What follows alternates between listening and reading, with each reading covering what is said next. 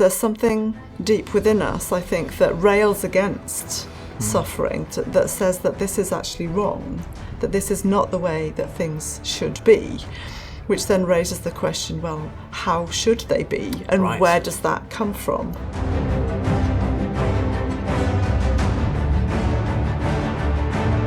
Hello, welcome to Speak Life. My name is Glenn. We try to see all things through the lens of Jesus. We're in a series called The Way Back. In the post-Christian West, is there a way back to Christian faith? We certainly think so. And our guest today, Dr. Sharon Dirckx, also happens to think so. Thank you so much for joining us. Thanks, Glenn. Great to be here. Yeah, you have written this very excellent book called Broken Planet. If there's a God, then why are there natural disasters and diseases? Why have you written this book? Well, I felt that it was important to address the very hardest kernel of the questions that people are asking. And of course, one of the biggest questions and often one of the biggest barriers to faith is the question of suffering. If there's a God, then why is the world so messed up? And why do people do awful things to each other? But part of how Christians respond to that is in giving a free will defense. They talk about how God's given human beings freedom and they can use that freedom for good or harm. But that doesn't help us with earthquakes and tsunamis and pandemics and volcanic eruptions. So there's a kind of a kernel at the heart of the question of suffering, which is dealing with why are there diseases and natural disasters that seem to be woven into the forces of nature, and giving a free will defense doesn't seem to work in that setting. So I felt there was a need to address that particular question. Yes. So when you have a natural disaster, I guess you've got forces of nature. Are they, in what sense are they not operating correctly? Because what are the sorts of natural disasters that we're thinking about? We're thinking about earthquakes, and of course we've just had recently the Turkey-Syria earthquake, which was very devastating. We're talking about tsunamis and volcanic eruptions and hurricanes or cyclones, depending on the part of the world that they're in. And of course flooding, which actually is the most devastating of all of the natural disasters, perhaps the least dramatic but the most devastating around the world today. Wildfires, locust infestations, and of course the whole area of genetic and physical disease and problems biologically that we have, and pandemics. We've all been in a natural disaster in the last 3 years with the COVID-19 pandemic. Yeah, it's interesting. You mentioned in the book there are natural disasters, you could call them that, on Venus, on Jupiter. You mentioned an exoplanet that name escapes me that rains liquid metal. And has 10,000 miles an hour winds or something ridiculous anyway. We don't tend to think of those as problems for Christian faith. No. Why not? Well, I think, first of all, those examples are really helpful for us because before we look at our own planet, it is helpful to kind of zoom out and look at what's going on the other planets.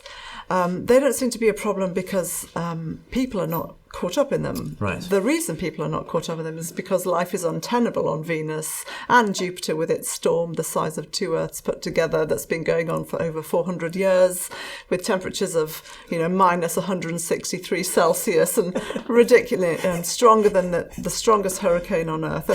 And I love you mentioned in the book. You say, remember that next time you complain because rain stopped play at Wimbledon. And it's so funny. We are obsessed with the weather. I mean, I'm British, you're Australian. But it's a topic of conversation because there's so much to talk about, and yet our weather is within limits such that life is still possible.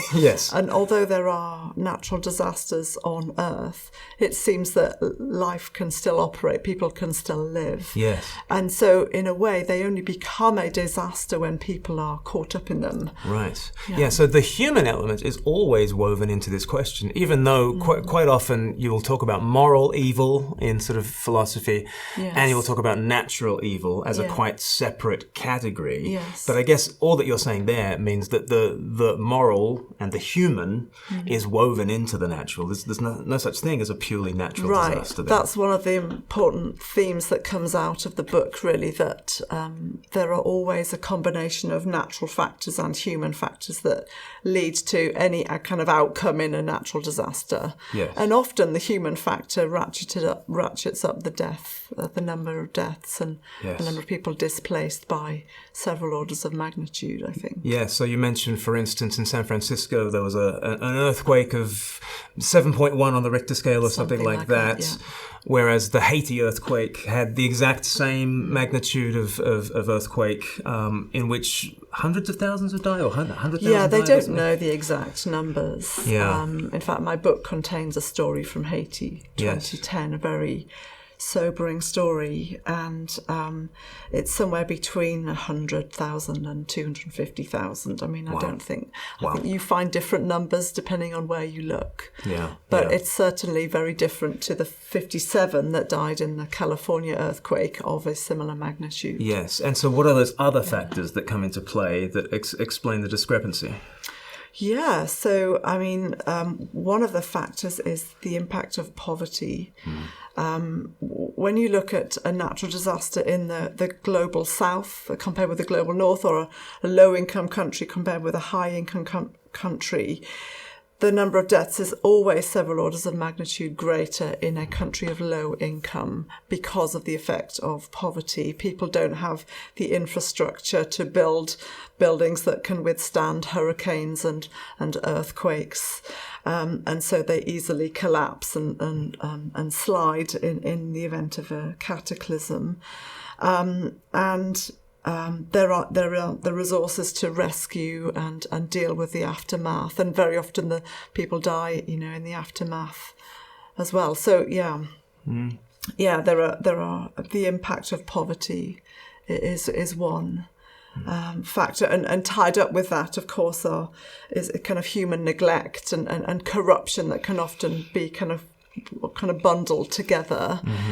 We've just seen very shockingly in the Turkey-Syria earthquake that, even luxury apartments, let alone just ordinary buildings, just pancake in the event of an earthquake because they weren't built with the steel rods that would enable them to stay standing. And that's what we saw in Haiti in 2010 as well, that many people died that should not have died had the buildings simply been built properly and to building regulation standards. Yes. And so there is a significant human factor that increases the number of deaths. So you mentioned a difference in the impact of natural disasters in low-income countries and high-income countries. There also seems to be a difference in response in low-income countries and high-income countries, in that it tends to be that in high-income countries, the disaster happens and our question is, oh my goodness, we're completely shocked that something terrible, might happen. Whereas in low-income countries, I think what the West was shocked about was how, after the Haiti earthquake, on the next Sunday, the churches were full, even though the churches had been reduced to rubble, and that it didn't make people run away from God, but to God. Yes. And so how do you explain that discrepancy? I think that that actually there are parts of the world that suffering is part of everyday life, and extreme suffering is part of everyday life. And that this is merely one form of it, but people are dying or suffering injustices all the time. The story from Haiti. There's food poverty. There's even forms of slavery that are still in operation. There's child labour and all kinds of things that are already causing people great amounts of suffering, and so it is kind of normal in a sense, which changes the approach to the question. And we even, see a difference in the UK today compared with a couple of hundred years ago when The average lifespan was under, people would die before they're 50. That was normal, and infant mortality was much greater than it is today. Questions of suffering and why God would allow suffering were much less prevalent than they are today in our very kind of privileged and more comfortable life involving healthcare and vaccination programs and so on. There's something about the extent to which we've benefited from healthcare and that suffering has been alleviated that causes questions about it to arise even more. Now, that's not to say it's not important. I mean, that any form of suffering at any time in history is still a wrench. It's still absolutely wrong, and it's important to listen to that and ask the questions. But you raise an important point that different parts of the world have different responses to suffering and to grief and to how much they feel they can tolerate. Yes. And so what informs a person's response to disasters in that way? Can you think of maybe either pre-Christian or non-Christian responses around the world, in the Muslim world or other parts of the world where they experience this, the nature red in tooth and claw? Everyone has had to wrestle with this issue, but they haven't always wrestled with it in the way that the West tends to. So what are some other options for squaring the circle of suffering and life in this world? Well, I suppose one view is the principle of karma, which you would find in some forms of Eastern thought. Obviously, it's a vast area, and everything I say will be an oversimplification. But the notion that if you suffer, it is because of deeds from a previous existence coming to bear on the present. So in a sense, it's coming from forces beyond your control.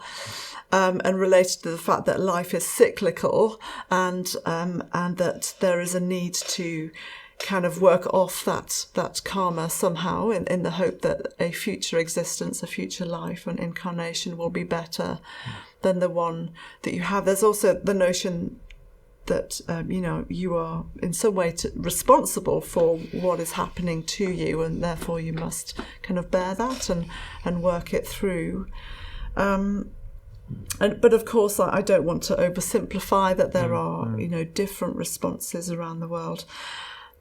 We could take, some forms of Islam might hold to the view that, suffering is the will of God, and that if you suffer, it is God's will for you. Hence the term inshallah being used frequently, and so.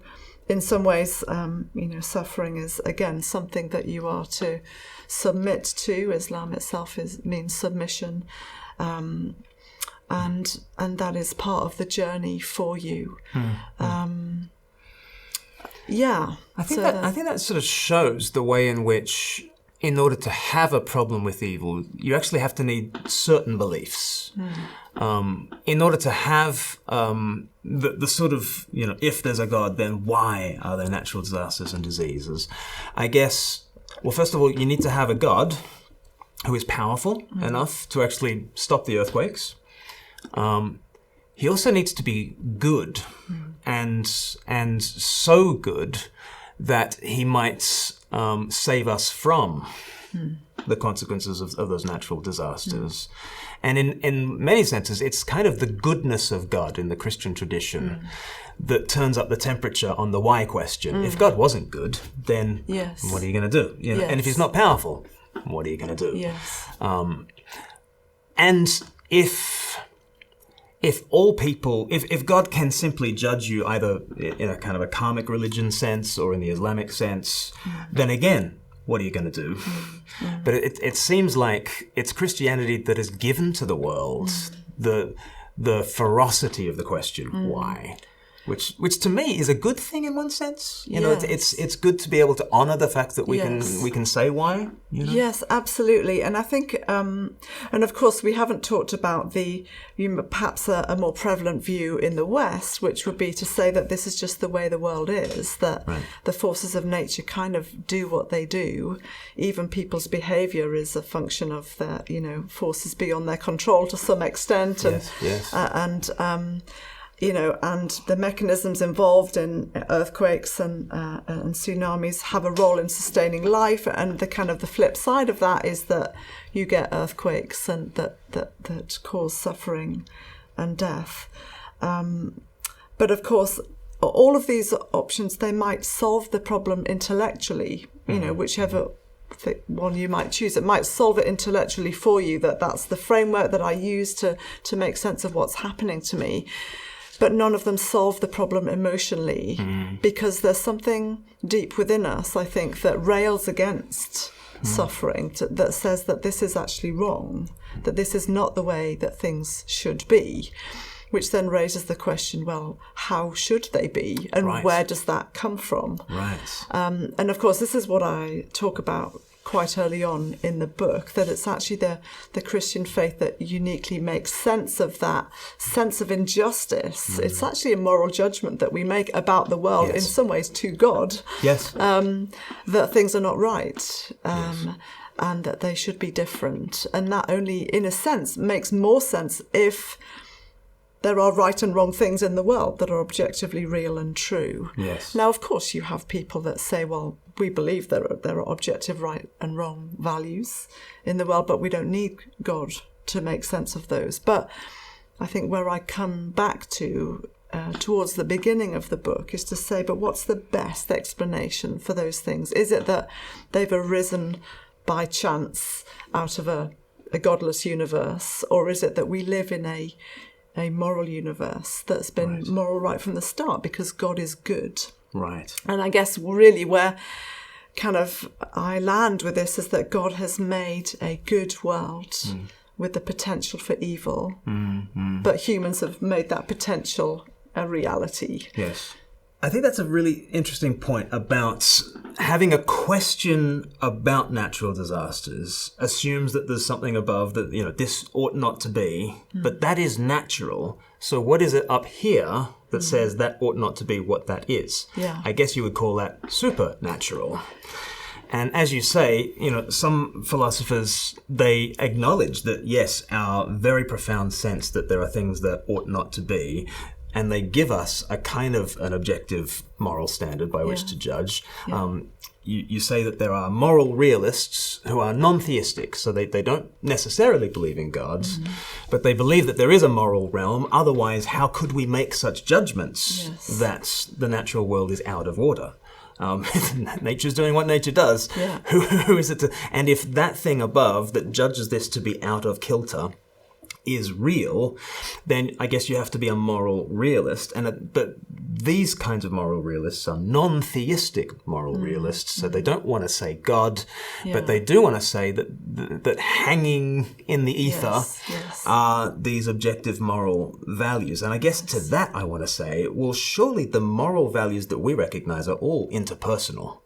They're profoundly personal things rather than impersonal realities that existed and waited until humanity developed to the point where we could sort of acknowledge it. That to me seems a more incredible view than the more simple view that there is a personal, in fact interpersonal triune God of goodness, who gives us our sense that nature is out of kilter. Is that the sort of argument you'd make? Absolutely. And I think they use, they essentially say that they're facts of the universe, they're self-evident, but really what we take to be self-evident actually could have its grounding, much, much further back in history, that we've simply absorbed a framework and we now see, consider them to be self-evident, but they haven't always been.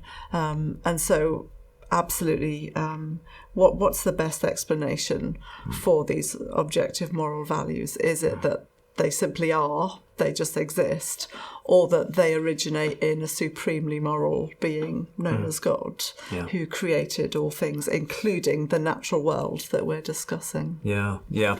So you go through the book and you have, is it 10 different stories from people? I think it's roughly? actually 11, because I bookend it with a story of a lady who was in a tsunami, who literally sees the sea coming towards her. Yes. And it has the morning of that story and the evening of that story. They survive the tsunami. And of course, I wrestled with what are people going to think about the survivor of someone that was in a tsunami that killed hundreds and thousands of people. Mm-hmm. But of course, that brings a suffering of its own. You have survivor's guilt, and that's the flip side of people that do survive cataclysms, that they feel guilty that why did I survive and somebody else didn't. And I felt that was important to include, as well as the stories of loss. So why did you include these? I think it's a masterstroke to bring these personal stories to bear. But what was the thinking behind bringing these stories to bear? Yeah, well, you'll know it's not the first book on suffering I've written. My earlier book, Why, has the same model of combining apologetic responses with stories.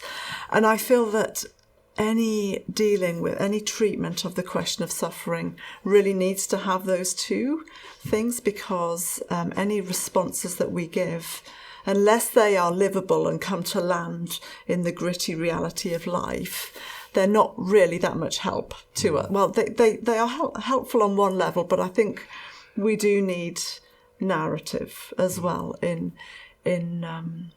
responding and making sense of the broken world that we live in. And so I just, me personally, in terms of how I treat the question of suffering, I feel like it's incomplete without stories. Yes, yeah. And how did they contribute? Because there were more than 11 stories that were sort of coming to you as you were trying to research for the book. You're reading through a whole lot of trauma, really, as people have processed this. How did that help you how did that inform how you were thinking about this question?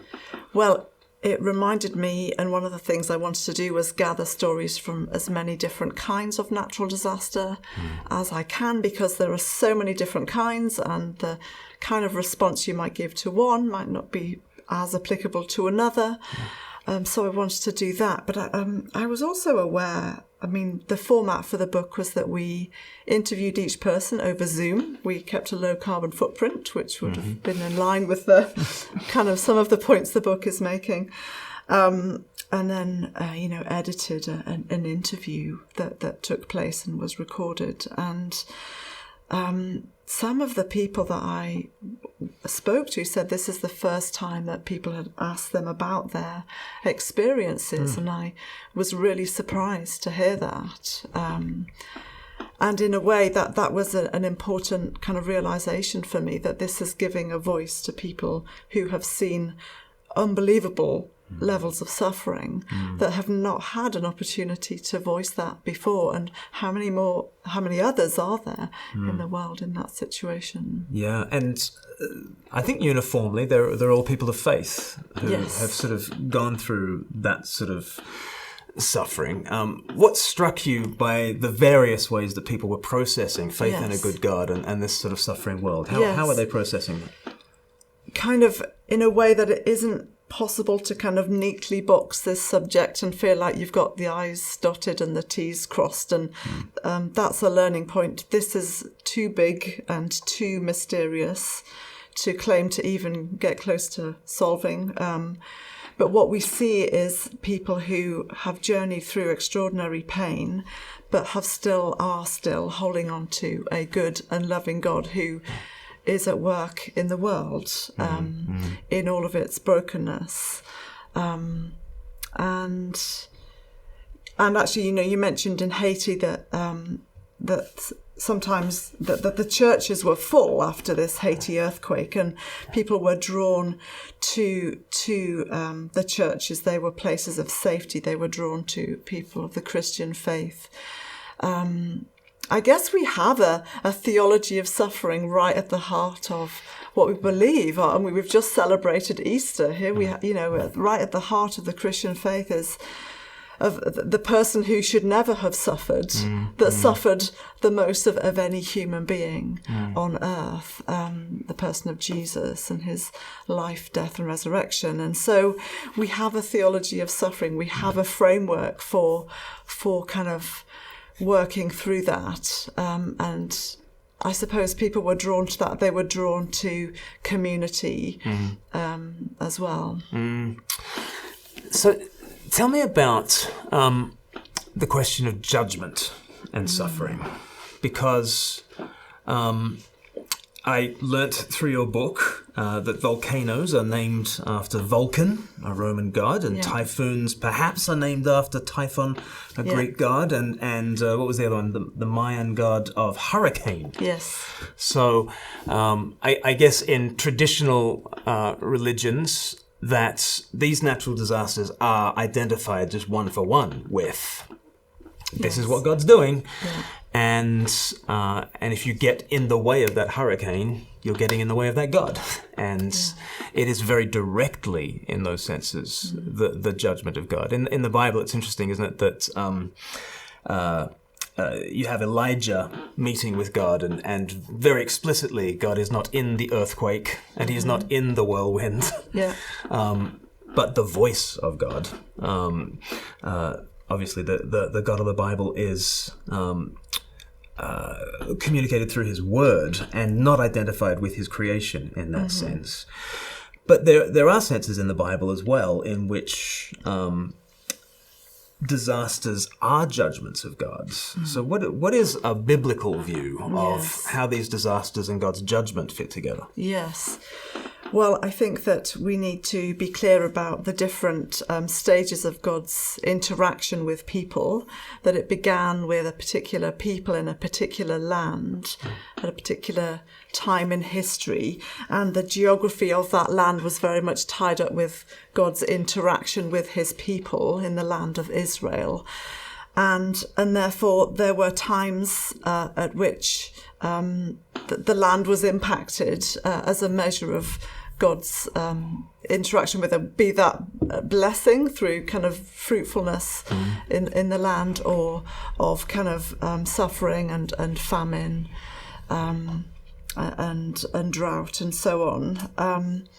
But I think that there is a distinction as we move into the arrival of Jesus into this narrative, where the dwelling place of God is no longer defined geographically, but it's defined by the person who identifies with the person of Christ and has become a dwelling place for the Holy Spirit. And so the dwelling place of God is the human heart, principally. And so we're in a different place in terms of how much we can read into what happens geographically. And so I guess, and we come close to hearing what Jesus might say to a natural disaster in Luke 13, when the Tower of Siloam falls on people, and he asked the question, do you think they were any worse sinners than anyone else? And he says, I tell you no, but unless you repent, you too will perish. In other words, him saying, look, we're not to be offering spiritual interpretations of natural events. It could have been a natural event, or it could have been a poorly built tower. But instead, when we hear of a cataclysm, when we hear of large-scale suffering, that should force our perspective inwards rather than outwards to what those people did to deserve what was happening to them. And so I would want to say that, I don't believe it's helpful to be offering suggestions that a particular disaster is God's judgment today on a particular nation or people for something that they have or haven't done. These things happen because we live in a broken world, and everyone is caught up in that. And our response is to help, to alleviate suffering when we see it around us, not to pronounce a moral judgment. Yes, and so you can't say this suffering X is because of that sin Y. at the end of that Luke 13 passage, Jesus does say, "Repent, or you also will perish." Yes. And so, is there any sense in which natural disasters are tokens of, or revelations of, the general, judgment that the world is under, in this fallen age? I think that, yes, I think that they are a reflection that the world in general is broken, that things are not as they should be. There is a brokenness. There's a brokenness both in the human heart and in the natural world. And I, again, unpack different thoughts of how we make sense of this in the book. So there are spiritual reasons for the physical brokenness that we see, geophysically, biologically, and so on. But that isn't directed at particular individuals or particular. There's a kind of a global brokenness that I think we're all caught up in. It says in one of the Psalms that the Lord causes the rain to fall on the righteous and the unrighteous. Right, of course, rain at that point in that land was a sign of blessing. Absolutely. Which is why Britain is such a blessed land. Yeah. Far too blessed. But, and so, Jesus always does that very universalizing thing, doesn't he? So in the Sermon on the Mount, where he says that, or in Luke 13, don't just think about the victims of that particular disaster. There is an uncertainty to this world that all of us need to face. And then in Matthew 24, just before the cross, he talks about signs of the coming age when he will come. And he talks about earthquakes at that point. He calls them birth pains, which is interesting. Not death throes. Birth pains are something to come. Yes. Tell me about birth pains in the Bible. Absolutely. Well, this is also mentioned in Romans 8, when Paul talks about nature as kind of groaning, again as the birth pains of in the birth pains of a woman in labour. And in other words, whether we call it broken or whether we call it kind of in transition, there's an incompleteness to the natural and biological world that we see around us now, that there is more to come, that a woman in labour is not in a finished state. There is more life to come. There is new life to come. And that is very much at the heart of the Christian view on this question, that we don't so much believe that we will float off to heaven, because Jesus bodily rose from the dead, and there's something very supernatural and natural about him, and there is continuity and discontinuity about his body, his resurrected body, and that he is a forerunner, the forerunner of all who will follow him. We believe not so much it will float off to heaven, but that heaven will be restored. The kingdom of heaven will be fully restored on earth, and that will involve everything physical as well as everything spiritual. And so when God's, we see also there are, a number of storms and earthquakes in the book of Revelation describing the kind of the ends of this age and the transition into the next one. And right at the end of that, it says, God says he will make all things new. Yes. Yes. So there'll be a renewal. Right. There'll be everything will be made complete. Now, whether that means there will be earthquakes and tsunamis, but just we'll know when they're coming. And here's another thought on this, that maybe our connectedness to nature is something that needs to be restored. Interesting. Yes. That we see in part through technological developments, tsunami detection devices and ability to predict and so on. But maybe there's something around our connectedness that we'll know when they're coming. Like the animals did at the Boxing Day tsunami. Yes.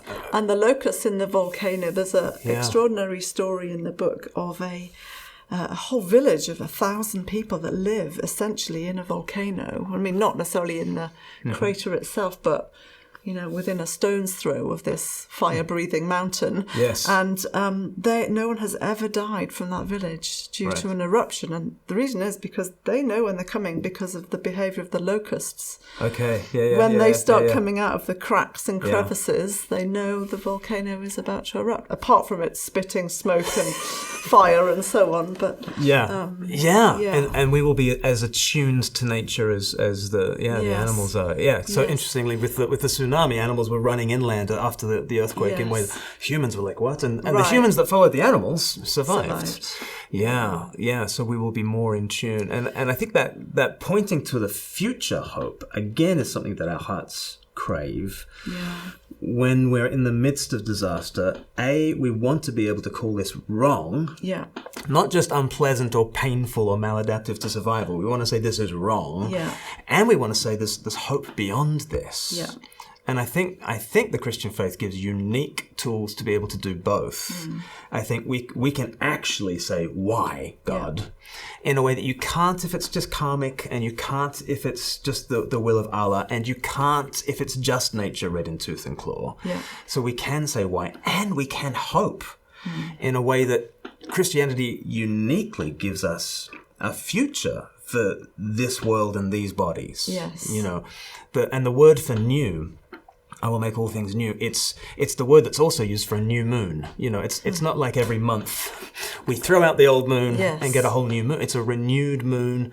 There'll be a renewed earth with renewed body. This body passed through death and out the other side. This world on the pattern of Christ's resurrection passed through death, but risen again on the pattern of Christ's own resurrection, and maybe it will still bear some of the same scars that Jesus bore those same scars.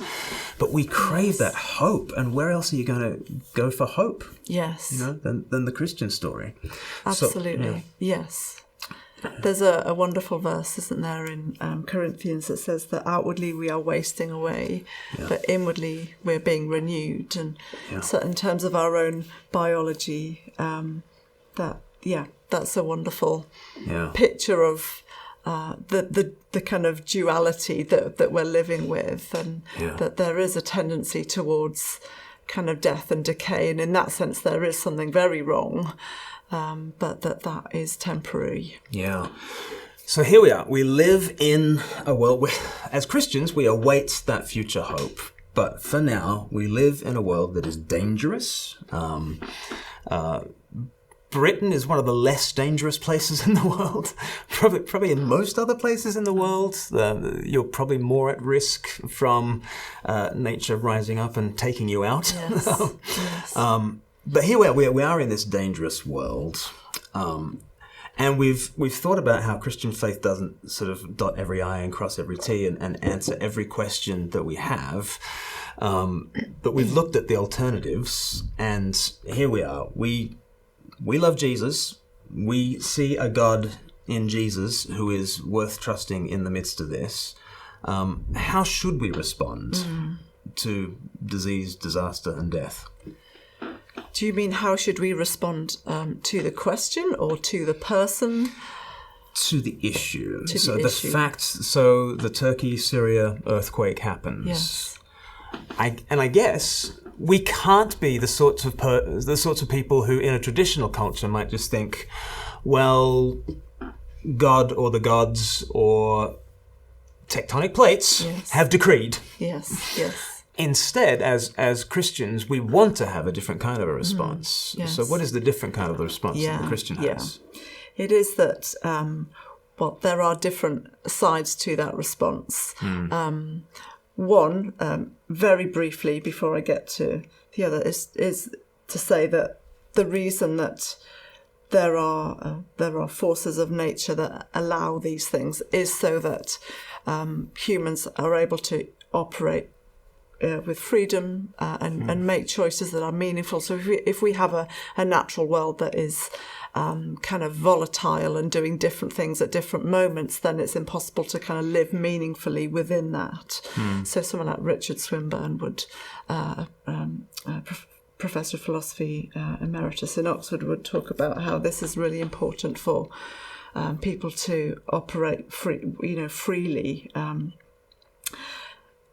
moving on, though, another side to that is not necessarily mutually exclusive from that is actually to say that there is something fundamentally wrong and that has a spiritual root and a spiritual cause. And there are kind of two different perspectives that I discuss in the book. One is what we would call a traditional Augustinian view of the fall of human beings, that there's actually, that God has created a good world, but that also was inhabited by evil.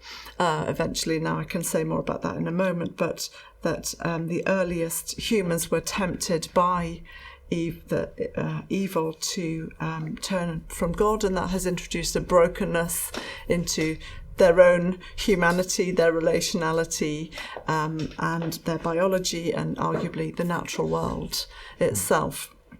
The problem and the challenges that people that hold that view need to respond to are how is it that earthquakes and volcanoes, if you take an old Earth view, seem to have been happening long before humans arrived on the scene? And also, doesn't it seem unfair that the whole of the animal kingdom is dragged along into this decision of human beings? It doesn't solve the sort of moral dilemmas that come with some of the other views. It just presents them in a different way. Another view that is out there is to say that if you read the book of Genesis, the serpent is in the garden already, and the author says very little about how that serpent got there, how long he's been there, and what kind of impact has been made. And so that there is a view that, there wasn't just a human fall that introduced brokenness, that there was also an angelic fall that may have impacted the natural world before the human fall that impacted human behaviour. And so, but either way, these views are saying there are spiritual reasons behind the brokenness that we see and that involve evil. It's not enough to simply talk about God. We need to talk about the presence of evil that has somehow woven its way into the natural world and human biology. Yes. What's interesting about all those options is that they're trying to deal with the fact of, okay, there's humans and their choices and that sort of thing, but then there's the world, and those two things seem to be quite distinct things. But actually, as you confront the problem of natural evil, you're constantly butting up against the fact that humans and the natural world interrelate. Yes. So, because the natural, earthquakes are not a problem if no one's there. Tornadoes on Neptune don't really matter. Yes. The human and the natural are woven together in that sense. And then, isn't it interesting that however much you want to break the human and the natural world apart, we don't seem to be able to get away from the idea of anthropogenic climate change and those sorts of things as well, where the human does in fact seem to have a central role in nature and its problems. Yes. And so Christians are not the strange ones who are trying to weave together the human and the natural world. There seems already to be an organic unity there. Yes, absolutely. And as you raised the topic of climate change, I think we're seeing that, most acutely, perhaps, in the discussion around environmental care and climate change. There are lots of different expressions of it. Yes. Yes, absolutely. And there's a strong biblical mandate for why we should care for the environment and the natural world, precisely because we're not the kind of ultimately the ones that we are actually accountable to a higher being for how we care for nature. Yeah, yes, and there is a way that nature ought to be, and there is a broken planet. Nature is not the way it ought to be, and actually there is an intervention that can be made in the world to improve things. Yeah. And humans are meant to be a part of that project. Yes. In ameliorating the things that have gone Absolutely. wrong. Yeah, and there's two kind of prongs to that as well. One being that it seems that human lifestyle has led to some forms of natural disaster increasing in frequency and severity. Things like hurricanes have increased since the surface temperature of the Earth has rapidly increased.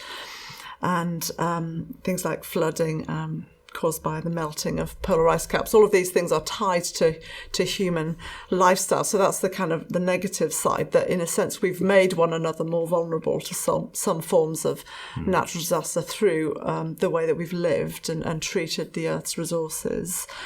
But on the plus side, there's much that humans, have been able to do to alleviate the suffering of many types of natural disaster. We look at the vaccine rollout from the pandemic that was achieved in, a third of the time that it normally does to develop a vaccine. That we have this capacity to alleviate the suffering of others. We could look at humanitarian aid, that we have a mandate, a basis on which we go and help others that are struggling and suffering in disasters. So we're always kind of interacting and kind of, we have, just this interrelationship that we have with the natural world and what it's doing to people. Right, yeah, and so humanity, so there aren't just values that exist above the natural world. Humanity exists kind of above the natural world as well in that kind of sense, and has a role of stewarding, and you might say with Genesis 1 before you as dominion, and yes. And that actually, the scriptures are not taking us away from the raw data of what we look at when we see a broken planet. Actually, the scriptures, the spectacles, they help us to see kind of what's there. Yes.